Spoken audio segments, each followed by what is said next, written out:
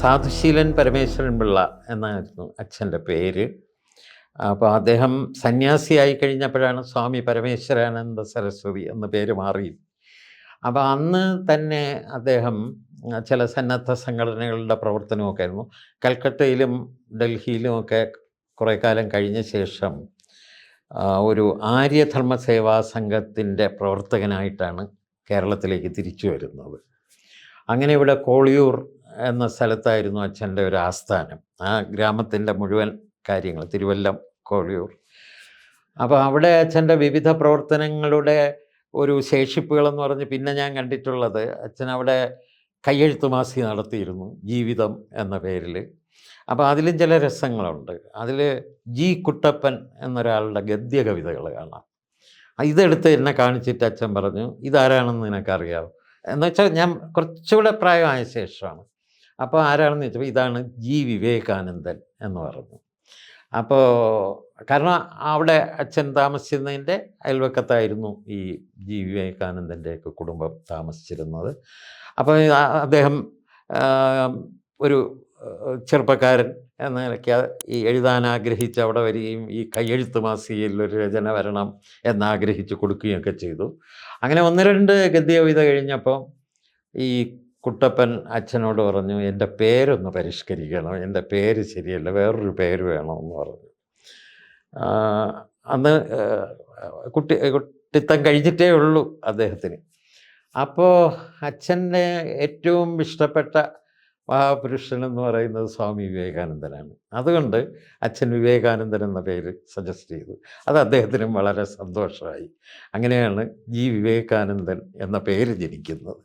അപ്പോൾ ഏതായാലും അവിടെ പലതരം പ്രവർത്തനങ്ങളുണ്ടായിരുന്നു. അപ്പോൾ ഇതൊക്കെ എത്ര സത്യമാണെന്ന് എനിക്ക് ബോധ്യപ്പെടുന്നത് എത്രയോ വർഷങ്ങൾ കഴിഞ്ഞിട്ട് ഒരിക്കൽ ജി വിവേകാനന്ദൻ്റെ മരണം കഴിഞ്ഞിട്ട് അടുത്ത ദിവസം ഞാനും ശ്രീകുമാരൻ നമ്പിയുമായിട്ട് പത്മരാജൻ്റെ ഒരു സ്മൃതി ദിനം ഇവിടെ മുതുകുളത്ത് അവിടെ പോവുകയാണ്, മുതുകുളത്തേക്ക് പോവുകയാണ്. ഞങ്ങൾ രണ്ടുപേരും കൂടെ പോകുമ്പം തമ്പിച്ചേട്ടൻ പറഞ്ഞു, ഇങ്ങനെ വിവേകാനന്ദൻ മരിച്ചോ, അവിടെ ഒന്ന് നമുക്ക് ഇറങ്ങിയിട്ട് പോകാം എന്ന് പറഞ്ഞ് ഞങ്ങൾ രണ്ടുപേരും കൂടെ അവിടെ ഇറങ്ങുന്ന സമയത്ത് അദ്ദേഹത്തിൻ്റെ സഹോദരന്മാർ വന്ന് ഇങ്ങനെ പരിചയപ്പെടുമ്പോൾ എന്നെ ഇത് വിജയകൃഷ്ണനാണ് എന്ന് പറഞ്ഞതും അവർ ശ്രീകുമാരൻ തമ്പിച്ചേട്ടനോട് പറഞ്ഞത് ഇത് ഞങ്ങൾക്ക് പിറക്കാതെ പോയ അനിയനാണ് എന്നാണ് പറഞ്ഞത്.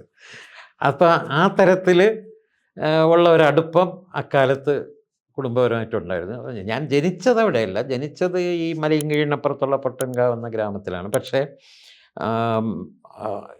താമസം അപ്പോഴേക്ക് എൻ്റെ ജനനത്തിന് ശേഷം താമസം അങ്ങോട്ട് മാറ്റിയത് കൊണ്ടാണ് കുറേ കാലം ഈ പാച്ചല്ലൂർ, കോളിയൂർ തുടങ്ങിയ സ്ഥലങ്ങളിൽ ഞാൻ ഉണ്ടായിരുന്നത്, അവിടെ ജീവിച്ചത് കുറച്ച് കാലം.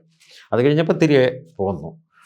അപ്പോൾ അച്ഛൻ അങ്ങനെ വന്നിട്ട് ഇത്തരം പ്രവർത്തനങ്ങൾ, സാമൂഹിക സേവന പ്രവർത്തനങ്ങൾ എന്ന് വെച്ചാൽ അത് അച്ഛനിപ്പം കുറച്ച് റിലീജിയസ് ആണെന്നുള്ളത് കൊണ്ട് ആ രീതിയിൽ അങ്ങനെ പലരും വിചാരിക്കുക. അങ്ങനെയല്ല. അച്ഛൻ്റെ സാമൂഹിക ക്ഷേമ പ്രവർത്തനങ്ങളെന്ന് പറയുമ്പം അവിടെ ആ നാട്ടുകാർക്ക് ഒത്തിരി കാര്യങ്ങൾ പറയാനുണ്ടായിരുന്നു. ഒന്ന് എന്താണെന്ന് വെച്ചാൽ ഒരു ദളിത് സമുദായത്തിൽപ്പെട്ട അയാൾക്കൊരു ചായക്കട തുടങ്ങണം.